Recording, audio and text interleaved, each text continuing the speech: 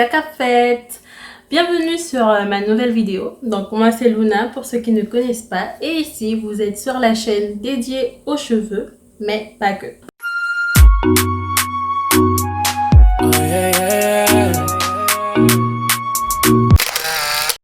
Pour vous dire, j'avais déjà filmé la vidéo, mais j'aimais pas trop la qualité, j'aimais pas le rendu, du coup j'ai décidé de le refilmer. Dans l'ancien clip, je vous montrais comment étaient mes cheveux après que j'ai mis du gel d'aloe vera dessus, sans filtrer, sans rien faire. Donc je vous laisse le petit clip afin que vous puissiez voir, parce que je tenais vraiment à vous montrer tout ce qui peut se passer avec vos cheveux. Donc moi j'ai eu la mauvaise surprise, bon après je m'y attendais, de voir que j'avais énormément de résidus après avoir fait mon pré-pou avec le gel d'aloe vera. Et évidemment je pouvais pas sortir comme ça. Du coup ce que j'ai fait, c'est que j'ai tout simplement fait un chou plaqué à l'arrière. J'ai fait une grosse natte. Là vous voyez, on peut encore voir les résidus, mais sur ce côté ils sont moins visibles, vous voyez. Donc ce que je vais faire demain pour aller au travail, c'est tout simplement que je vais me faire un chignon. Donc maintenant cette petite parenthèse faite, nous allons passer au sujet de la vidéo d'aujourd'hui.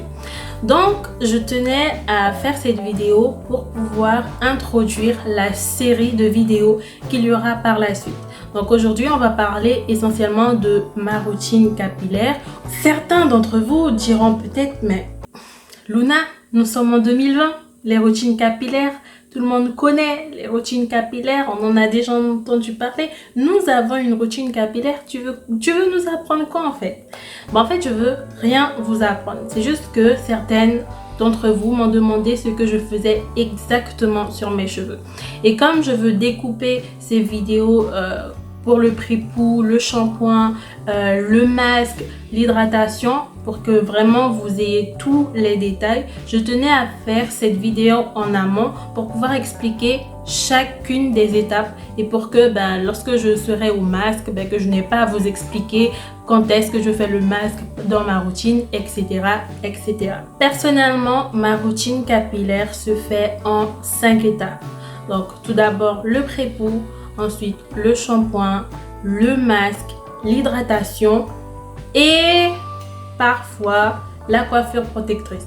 Je vous avoue que je ne fais pas souvent de coiffure protectrice parce que d'une, ça prend énormément de temps et quand j'ai fini de prendre soin de mes cheveux, sincèrement, j'ai la flemme de me faire des nattes, j'ai la flemme de me faire des petites vanilles, j'ai la flemme de me coiffer. Alors, qu'est-ce que c'est qu'un pré-pou? Un pré-pou, c'est un soin qui va préparer vos cheveux avant le lavage. Personnellement, j'utilise 3 types de pré-pou.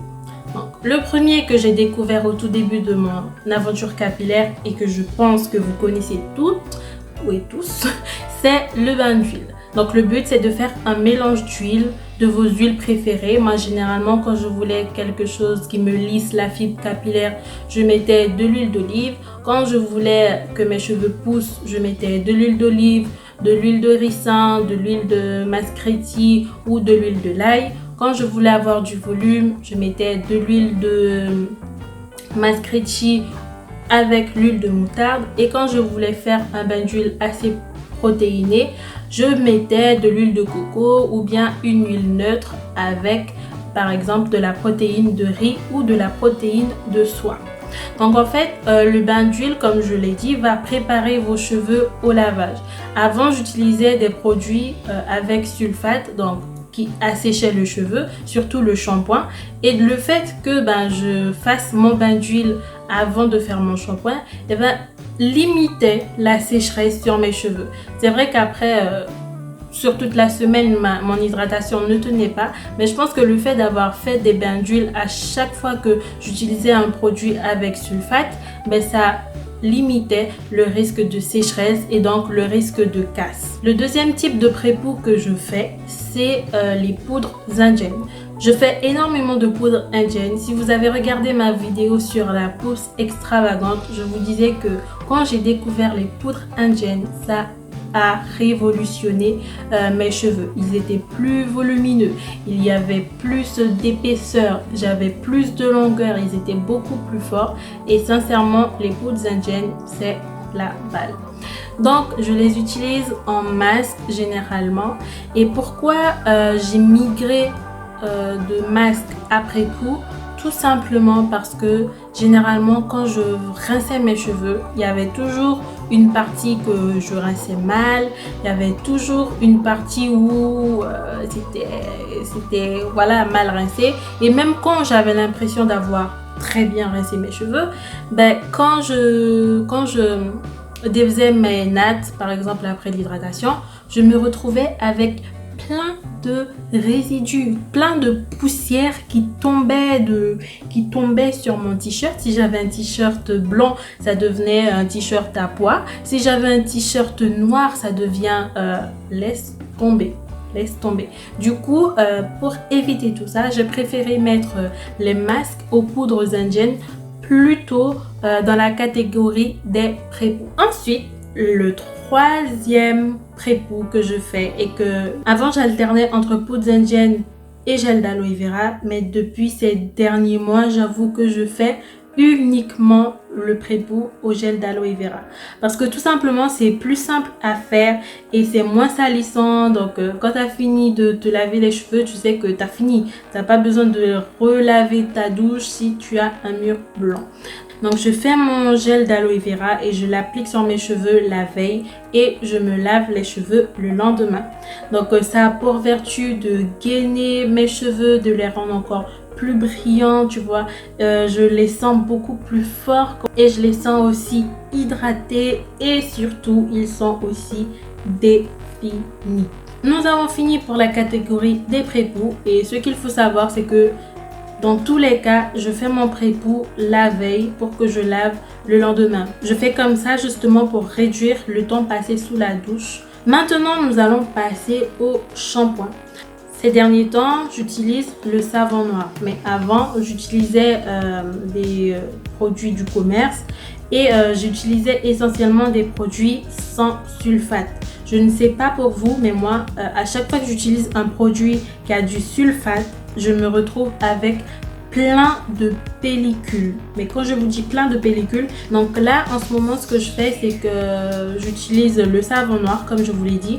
Je peux l'utiliser de manière brute, c'est-à-dire que je prends le savon et comme je passe sur ma racine, etc. Je masse et je rince.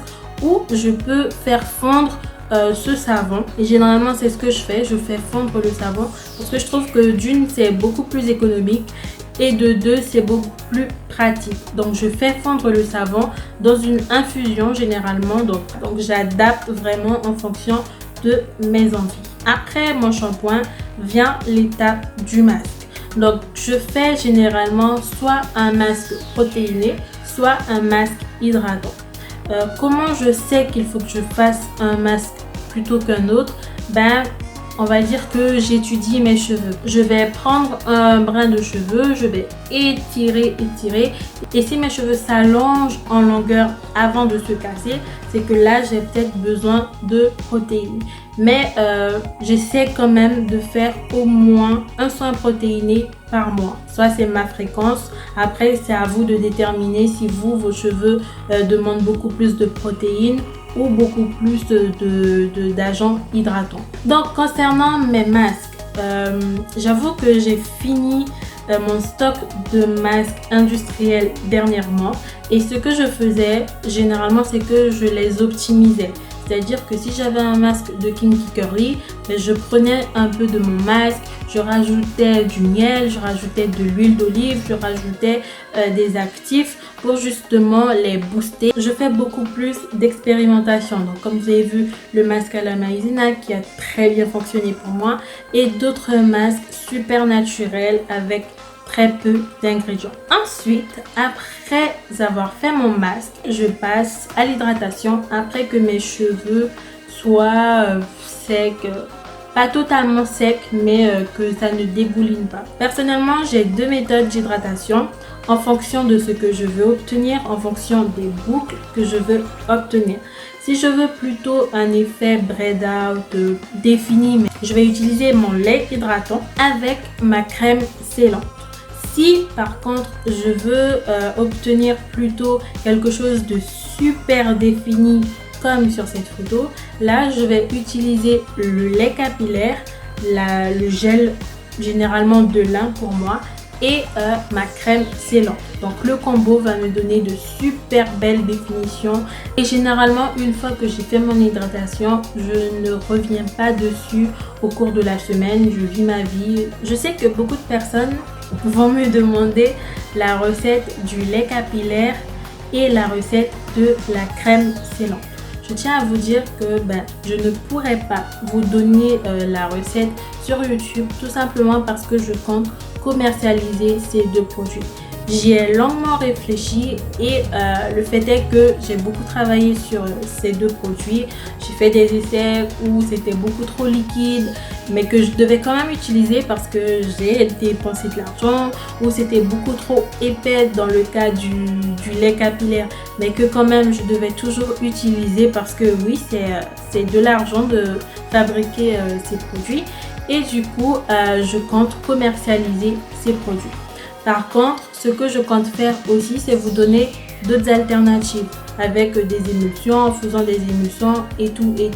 Mais je trouve que vraiment la formulation que j'ai trouvée pour le lait capillaire et la crème scellante, c'est vraiment un combo qui me donne personnellement des résultats et que j'ai déjà essayé sur d'autres personnes et on voit vraiment la différence. Donc si vous voulez vous aussi tester ces produits, si vous voulez vous faire votre propre avis dessus, vous pouvez me contacter sur Messenger ou encore sur ma page Instagram qui est LunaJBD. Je tiens à remercier chaque personne qui prenne le temps et de laisser des commentaires, qui prennent le temps de partager, qui prennent le temps de mettre des j'aime, qui prennent le temps aussi de s'abonner, qui prennent le temps de regarder les vidéos jusqu'à la fin. Pour certains d'entre vous, je vous remercie et je vous remercie du fond du cœur parce que vraiment le fait de savoir qu'il y a des gens à qui j'apporte quelque chose, ça fait énormément de bien. En fait, si je